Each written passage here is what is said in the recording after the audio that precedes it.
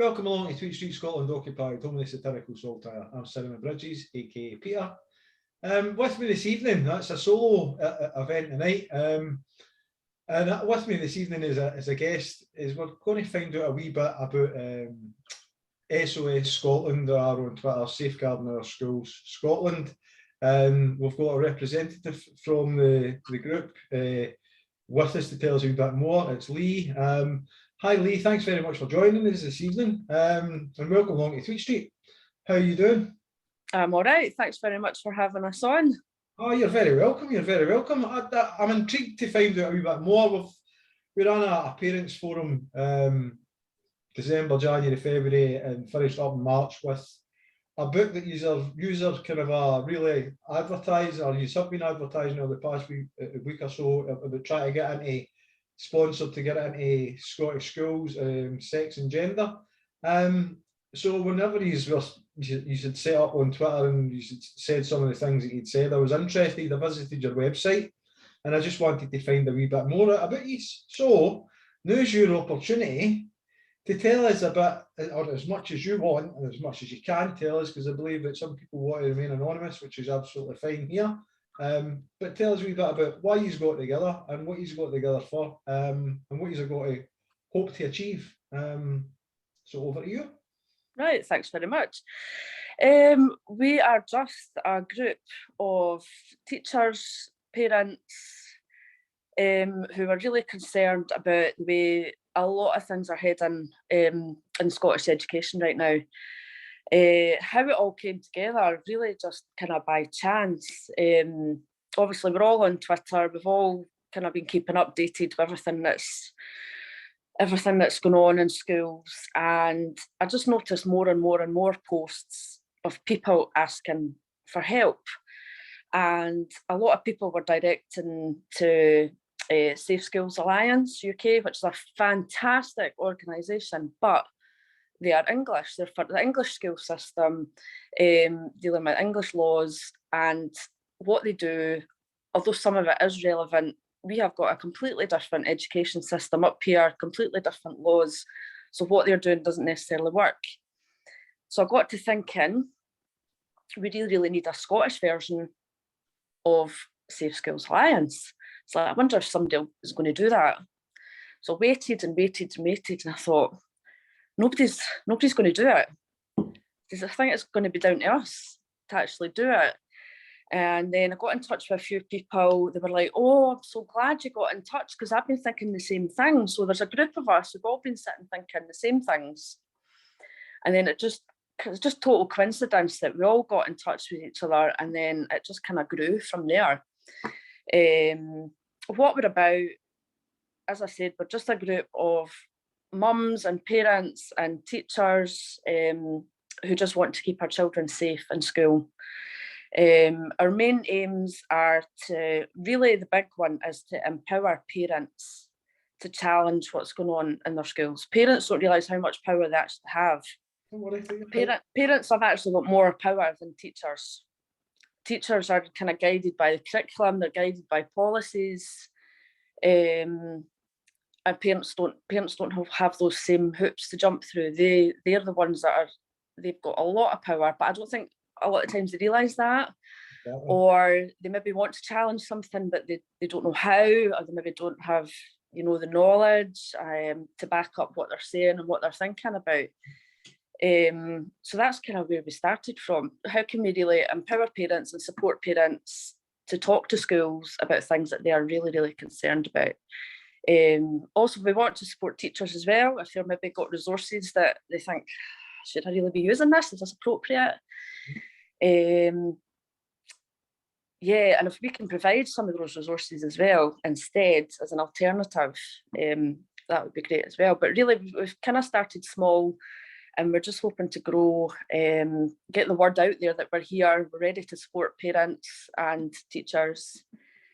Yeah, so that's how we all kind of came about.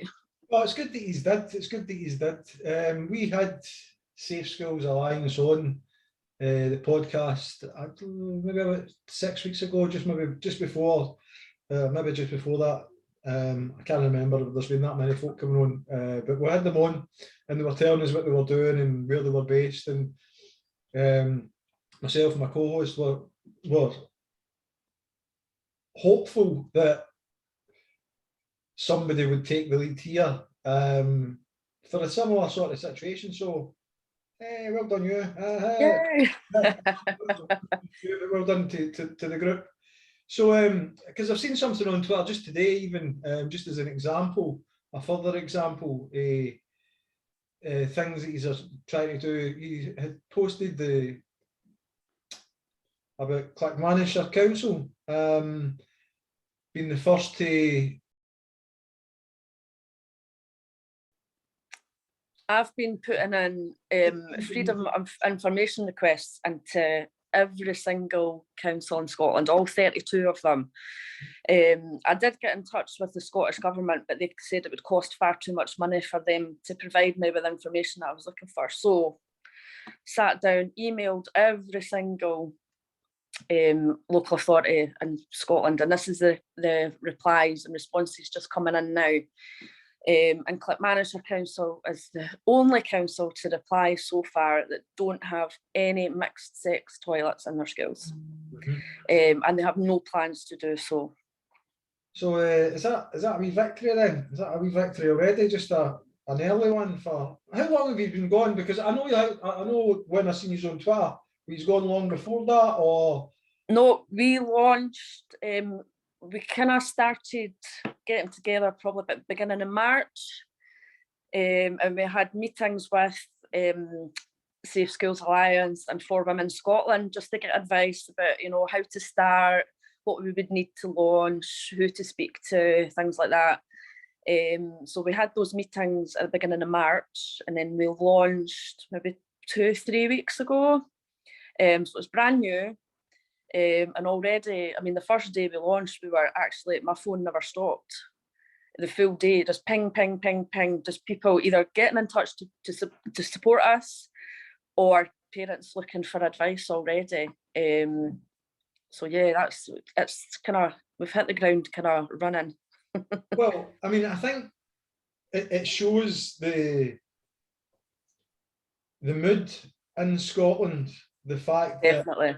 that because I know the kind of reception that we got when we done the parents forum, and we were talking about the Not With My Child, and it was based on about the sex survey and GRA and how it would, self-ID would impact children, etc. And it's concerning, but it's really concerning. I don't know, maybe with the full situation with the GRA and women's rights, as well as children's safeguarding, I felt as a man that awkward trying to offer my no information, but my tuppence worth on it. So when I started to receive a lot of like, oh, well done for talking about this because it's not getting spoken about enough. And the same with the safeguarding, the children's safeguarding. There's a lot more than meets the eye with some of the things that are happening, and questionnaires, etc., and unisex toilets. There's laws in place that seem to be wanting to be getting forgot about, so that they can create new legislation that overrules the laws. But there's been lots of misinterpretation.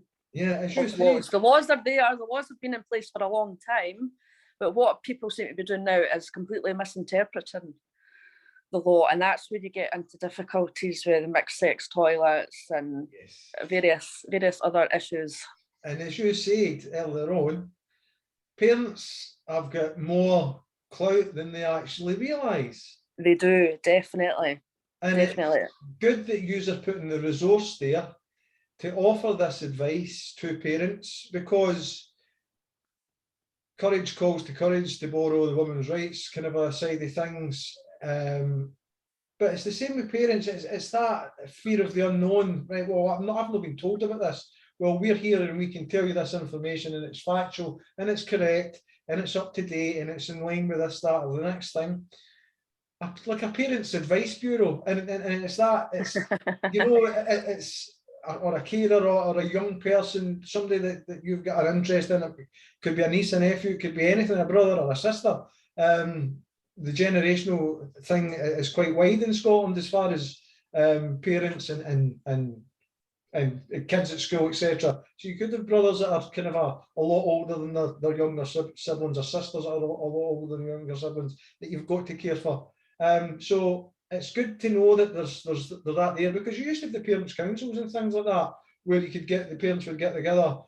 But now there's not enough of that. There's not enough voices. So it's good that there's people that have got the confidence that they can call on and say, well, these are the rights, these are the laws, this is what you're protected by.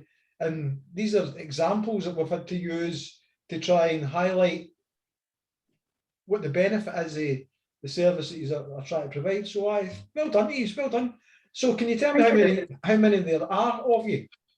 At the moment, there are 5 of us. So there's 5 of us. So there's 3 parents and 2 teachers. Right. All very different backgrounds, different skills, different contacts. So far we've worked really well together, and managed to pull together, you know, a Twitter page and resources and a website in such a short space of time. It's just been the reaction we've had has just been amazing. So much support, and it just really showed us that what we're doing is really, really needed. Mm-hmm. It was really needed. So obviously you've been well received, certainly for the Twitter perspective, because that's the only social media really that I do, is that, and then obviously I put this on YouTube. So I've seen for the Twitter perspective, you have been quite well received. I like a lot of what you are doing there. You were out on, we away to an open day somewhere, not necessarily an open day, we out in the public at one point. I seen a wee picture that I included in my poster.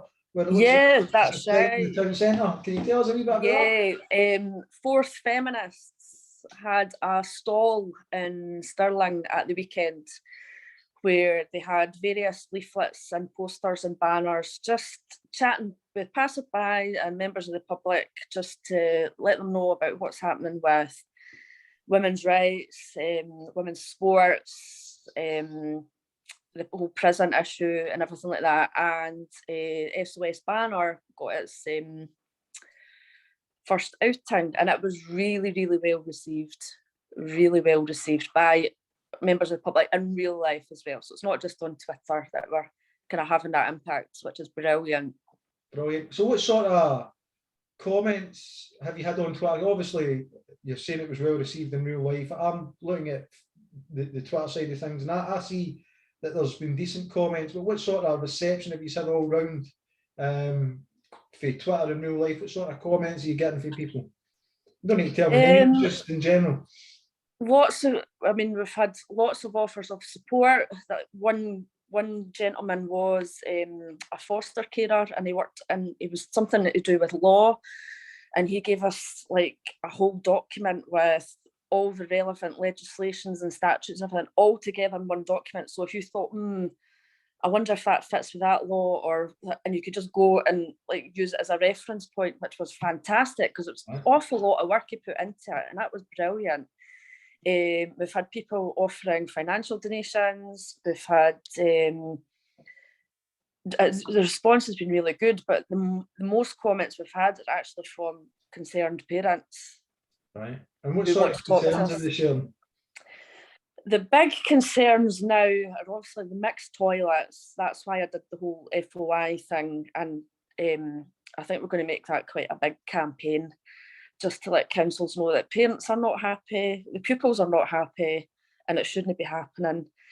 The other one seems to be about teachers teaching children about pronouns. So we're just looking at, how are they teaching? What is being taught? And a lot of the gender ideology or gender identity stuff that's been taught, maybe not appropriate or not taught well. Some of the resources are a bit dubious. Right. Well, let's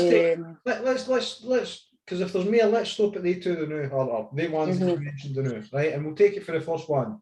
So for the unisex toilets, because there's a health concern for well, young kids, specifically young girls, if they're not able to go to the toilet, and if they're holding the toilet in, and it can cause a lot of problems for them health-wise and later in life as well, right? Definitely.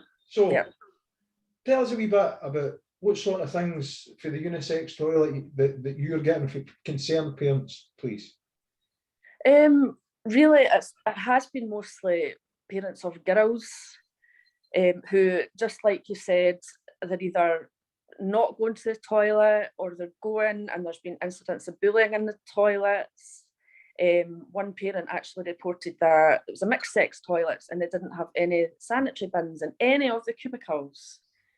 And it's a high school, it's quite a big high school as well, with a big row. So if you imagine half of those pupils at one point are going to be in there with their hygiene products and there's nowhere to put them, and then they might have to walk past, boys.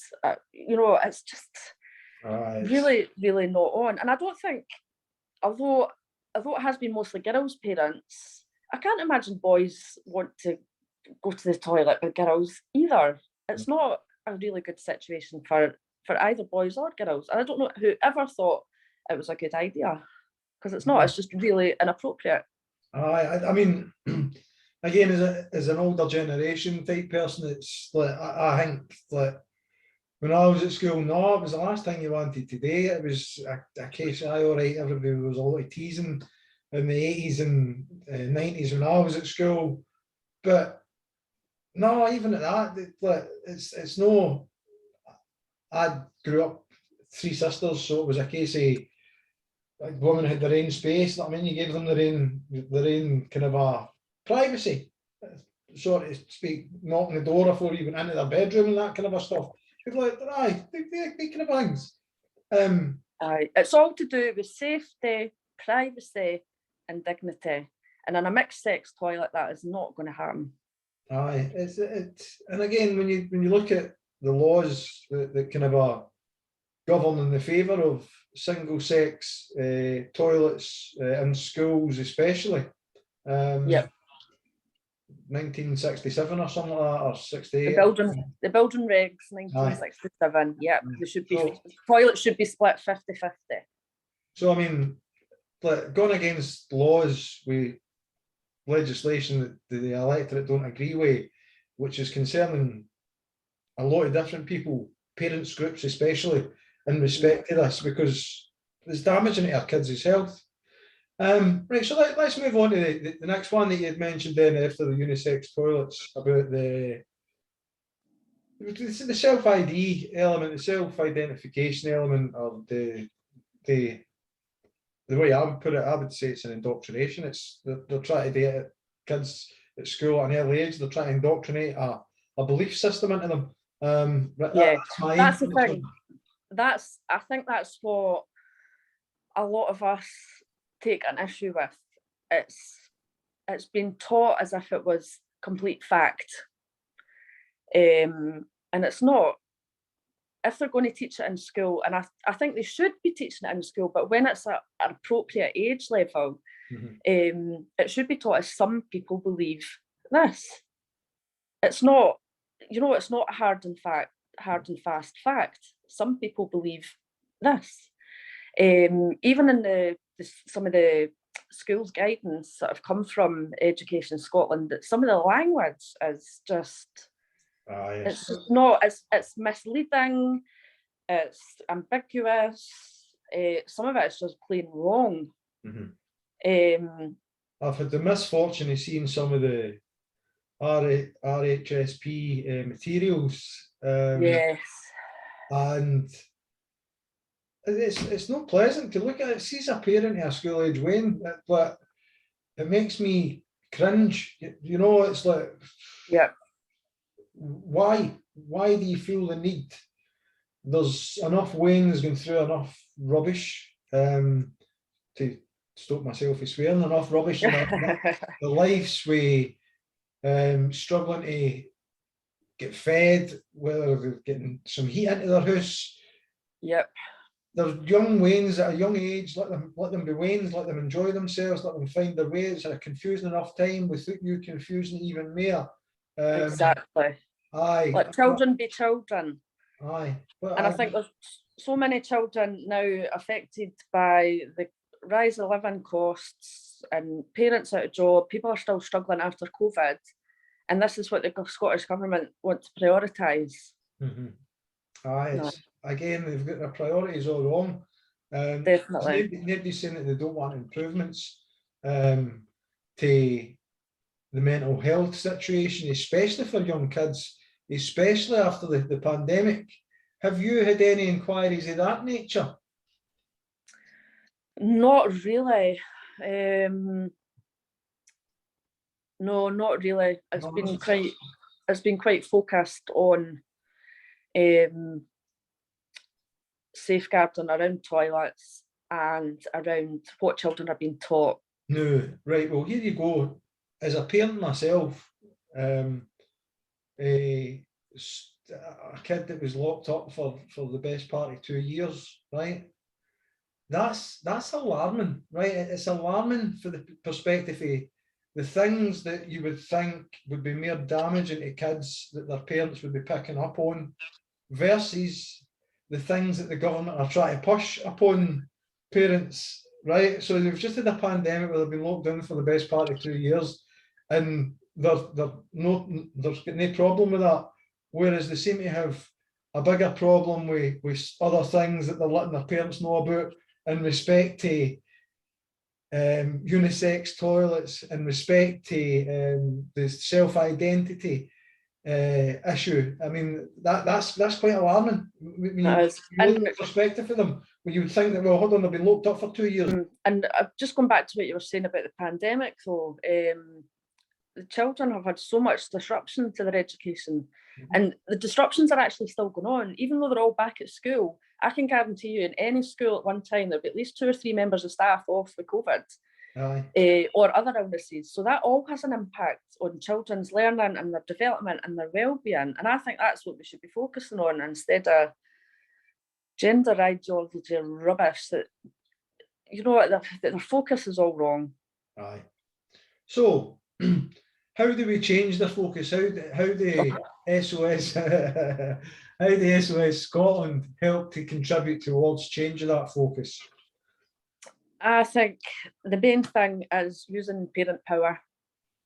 The parents have the power to change policies, to guide various things that a lot of teachers just don't have, or, you know, teachers may be scared to stick their head above the parapet and, you know, want to have their voice heard. So I think parent power is the most important thing, because at the end of the day, the parents are interested in their child's health and well-being and their learning and their development.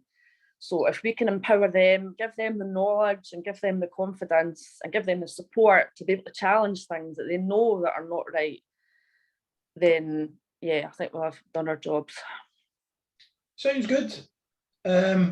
So this is the part where you tell me how parents can get in touch with you. Right, well, we have a Twitter page, so we are SOS_Scotland. So you can either message us or send us a DM. We've got an email address, which is sosscotland@gmail.com. We've got a website as well, where there's loads of resources and just some information about how we can support you. There's letters if you want to write to your school to challenge them on maybe their RSHP resources or sexism or mixed sex toilets. Or we've got a Facebook group as well that you can join. So just SOS Scotland and come in and ask to join it. We've got a few that are quite active on there as well. A good mix of parents and teachers, but mostly parents. It's been mostly parents that are getting in touch. And we want to hear from them. We want to know what the issues are, so we can start to build more resources that are going to help more people, and just to let everybody know that we are here, and if you need us, you know, we'll be there. Magic. Right, so how is the because you've tried to get contributions for books to be issued to each school in Scotland, the sex and gender book. How is that going? Excellent. We had so many donations the first couple of days. One very generous sponsor actually asked for to sponsor 24 copies for every school in Orkney. So every primary school in Orkney is going to get a copy of Phoebe Rose's Sex and Gender book.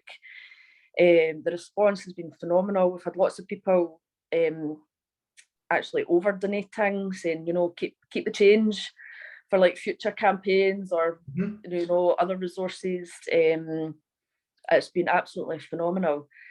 And I think it is a really important book in this day and age that's really clear. It's got none of your gender ideology garbage in it.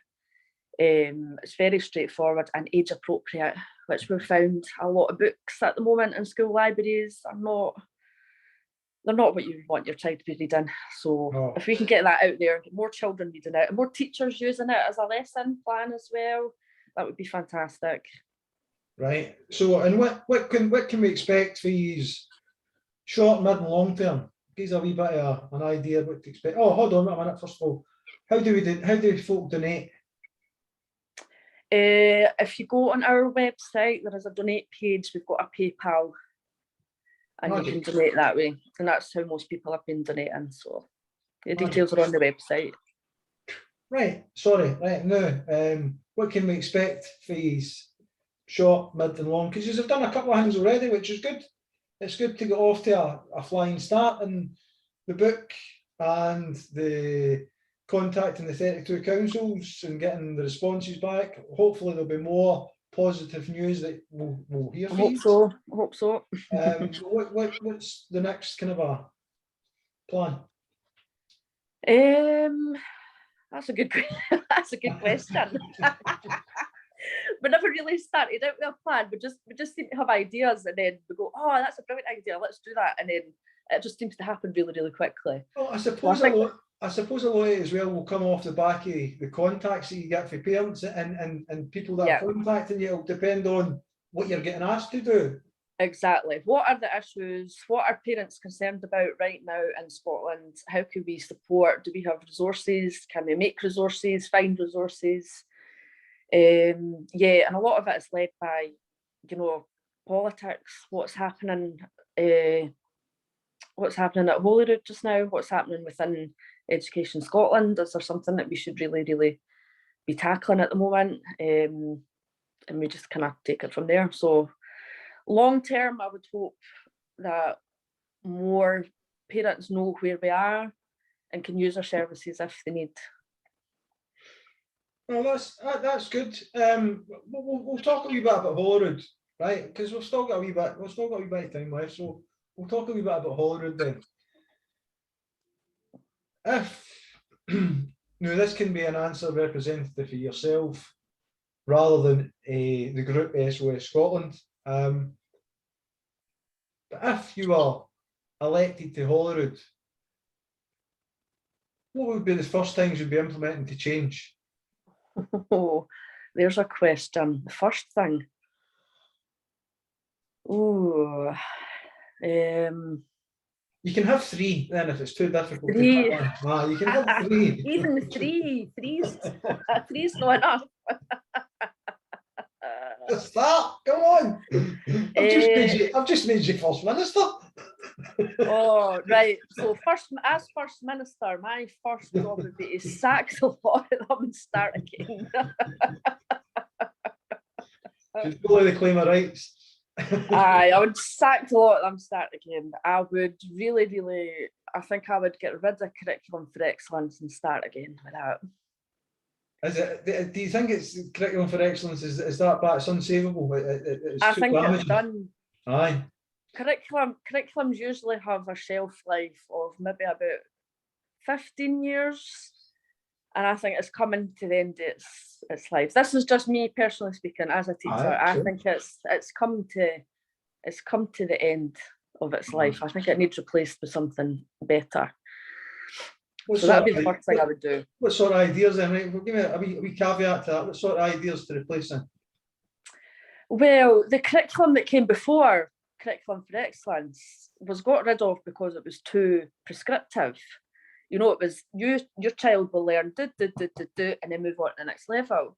So when they did Curriculum for Excellence, they took all that structure away and just gave teachers a set of E&Os and said, here you go, here's your curriculum. So teachers have had to start from scratch and basically build their own curriculums. And now every teacher in every class and every school and every local authority area in Scotland is doing something different. So it's not consistent across the board. So I think you take a wee bit of Curriculum for Excellence and you take a wee bit of the 5 to 14. So there's a wee bit of structure, but there's a wee bit of autonomy for teachers and for schools. But I think there's a balance to be had that Curriculum for Excellence just doesn't have, in my opinion. I'm just a humble teacher, though. It's all about opinions, though. That's the thing.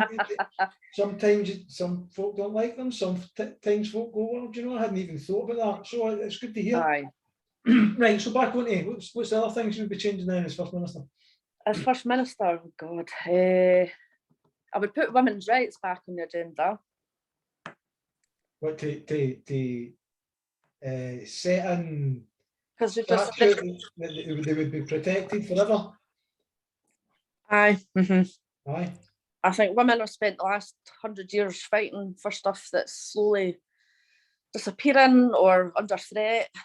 I think that needs to change. Aye. And of course, a lot of that is linked into everything we've been talking about as well. So, aye. Well, we've been able to, and hopefully, if you're doing any digging and what have you to investigate stuff, you'll be able to find the links yourself. But we've been able to draw a direct link between the GRA and its implementation and self-ID and how the implementation of that, the consequences that it could have for safeguarding kids, women's rights, and other things. So I totally agree with what you're saying. You look at any opposition, you'll probably get somebody standing by your side and going, I agree with that. Let's go with that. What's your third thing then as First Minister? Independence. Independence. Right. Okay. So that brings us on quite nice actually, because I would usually be asking, round about this time, I would usually be saying, should Scotland be an independent country? So I didn't even need to ask the question. You preempted it. Right. So now this is your thoughts rather than representative. Totally all my thoughts. Right. Here's the question then. Right. You're obviously a supporter of independence like myself.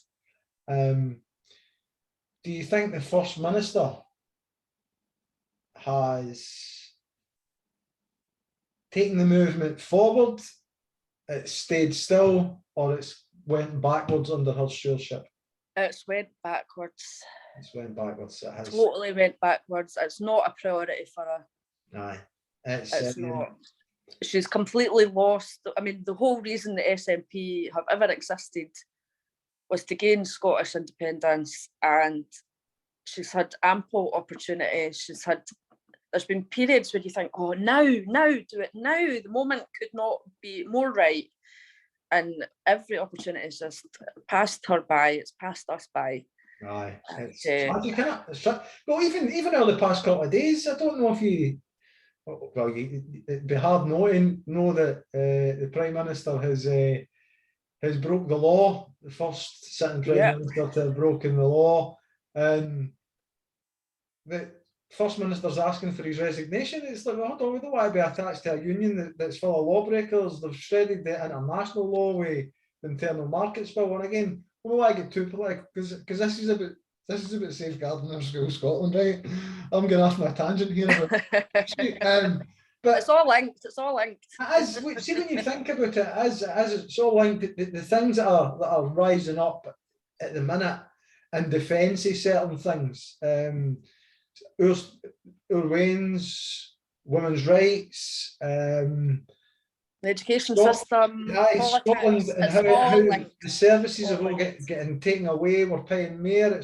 Politics is all linked, and yet only a short 8 years ago, we were on riding the crest of a wave and being so close to independence, and then all the things that have happened since then, it should have been a case of which pushing us towards independence, and yet you've got a First Minister who's selling off our energy way below the value that it's worth, and again at the cost to Scottish people. You've got the ferries fiasco at the cost to Scottish people. You've got the carry on in schools. You've got the carry on with women's rights. You've got the carry on with something else really prominent as well. Obviously it's that prominent, I can't remember right at this point. But aye, right, so you've got these groups popping up because there's not enough support there, and we've got nowhere to turn, and we're trying to do the best that we can to continue safeguarding all these things that we hold dear as a society and as people, as Scottish folk, towards independence and the betterment of Scotland, because as an energy rich nation, we've got 6 times as much as what we need, and yet we pay a lot more than the people that we're attached to. And exactly. It's mental. It's so attached. Good on you. I love it. Set yourselves up. Right, so I've got to get hundreds of support from you now, see, because there's at least one of you there that supports independence, and if there's 5 of you and you're based in Scotland, I would probably go again, Lozzie average, there's probably at least another 4 of you in that group. Right, but it's been great to speak to you. It's been good. Oh, thanks very much for having us on. It's been good to hear what you've had to say about what you're doing, and it's good that there's people getting in touch with you already, because that'll give you the focus to kind of oh well, it's worthwhile doing this, and hopefully there's bigger rewards just around the corner for you as well, because I know that you have started off really strong, and you are getting word back through, as you said, now for these councils. So hopefully this wee initiative, and well, I'm saying a wee initiative, what you might have thought was that's a wee idea, we'll start with that, comes back in spades for you. If we can support it in any way by highlighting any of the councils that are coming back on the podcast, please let us know, and I'll be happy to do that for you. Oh, that would be brilliant. I've already had some replies that I've just read, and kind of my eyes roll back in my head. It's like, ooh. Yeah. Well, I'm quite happy that it's anything to do with Scotland and it's to make Scotland better. Well, when there's Wayne's at school complaining about these things that are causing issues, and you're doing what you're doing, and if I can bring some attention to it by the small audience that I've got, then I'll be happy to do that for you, because at the end of the day, we're only trying to make Scotland a better place for everybody. Exactly, and it's all about the children. That's what is the heart of everything that we do. So they're the most important things. Aye, safeguarding Scotland's bairns, right? That's what we're talking about here. So I'll let you say goodbye first of all, because there's a way I like to do it. So I'll let you say goodbye first of all. Right, well, thanks very much for having us on. It's been really good, and if you need us, we're here, and check out the website. Thanks. Brilliant. Well, that's Lee Safeguarding Our Schools Scotland. Thank you very much for joining us on Tweet Street. As I say, I'll be happy to support in any way that I can. But for the night, we hope you've enjoyed the chat. For Tweet Street Scotland Occupy, for the satirical saltire, for Cinnamon Bridges, aka Peter, we'll catch you soon.